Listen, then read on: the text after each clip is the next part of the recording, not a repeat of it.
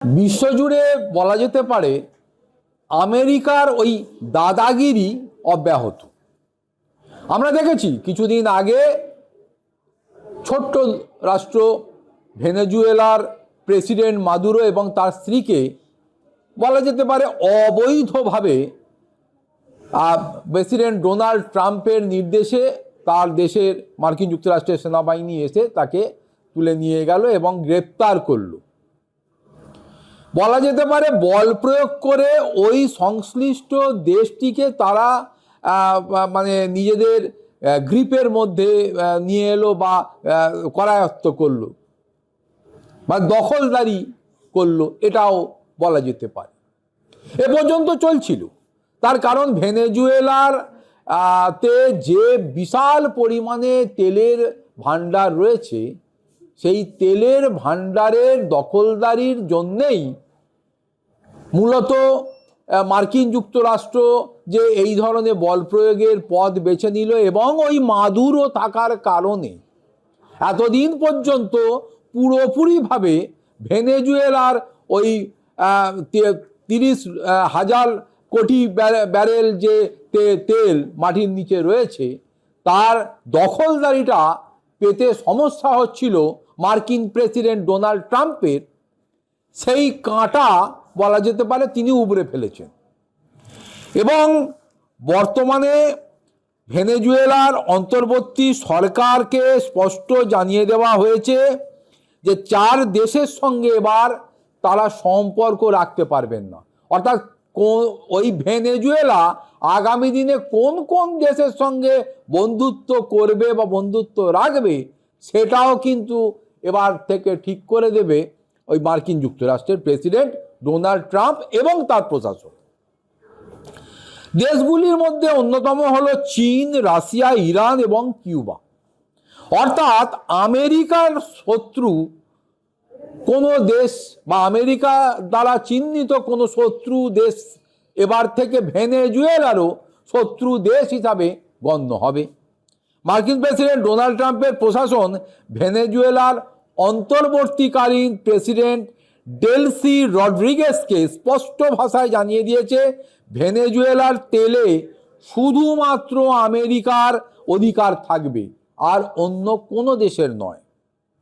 সেখানকার তেল বিক্রি করতে হবে ওয়াশিংটনকেই এবং ওয়াশিংটন যতটা তেল চাইবে, যতটা তেল বেচার বিষয়ে তারা নির্দেশ দেবে বা তারা ছাড়পত্র দেবে, ঠিক ততটা তেলই উত্তোলনের মাধ্যমে ভেনেজুয়েলা অন্য রাষ্ট্র বা অন্য দেশকে তারা বেচতে পারবে। আর এই টাকার মূল্য কত হবে সেটাও ঠিক করবে ওই মার্কিন প্রশাসন।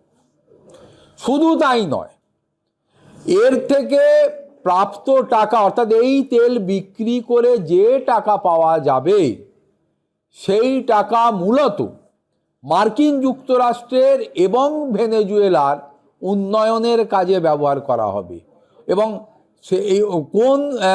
এই ভেনেজুয়েলাতে সেই টাকার কত অংশ ব্যবহার করা হবে সেটাও ঠিক করে দেবে ওই মার্কিন যুক্তরাষ্ট্রের প্রেসিডেন্ট ডোনাল্ড ট্রাম্প এবং তার প্রশাসন। ফলে এই যে রিপোর্ট, এবিসির যে রিপোর্ট অনুযায়ী ভেনেজুয়েলাকে অধিক পরিমাণ তেল উৎপাদনের অনুমতি তখনই আমেরিকা দেবে যখন তারা এই দেশগুলির সঙ্গে পুরোপুরিভাবে সম্পর্ক ত্যাগ করবে।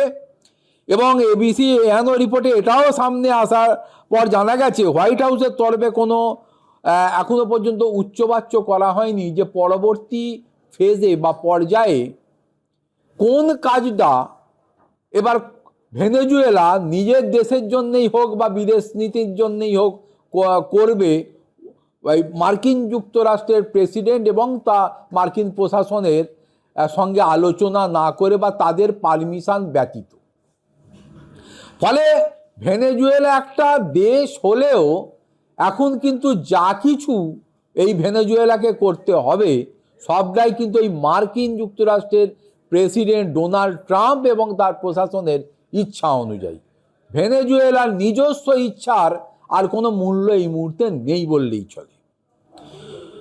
উৎপাদন তেলের 70% বিক্রি করা হতো আগে চীনকে। 100% উত্তোলিত তেলের 70% চীনকে বিক্রি করা হতো। এখন থেকে এই চীনকে আর এই তেল বিক্রি করা যাবে না, ইরানকেও দেয়া যাবে না, আর রাশিয়াকে তো নয়ই।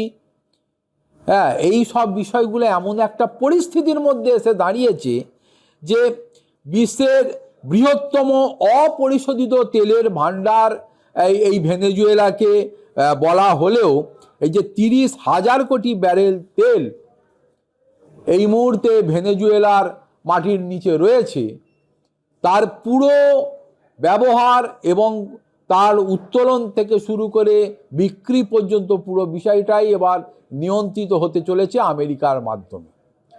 এবং বলা যেতে পারে শুধু এই তেল নয়, ভেনেজুয়েলার আগামী দিনে এই যে পাপেট সরকারকে বসানো হয়েছে, রড্রিগেজের সরকার, এ পুরোপুরিভাবে আমেরিকার দলদাস হয়ে নিয়ন্ত্রণের মাধ্যমে কাজ করবে।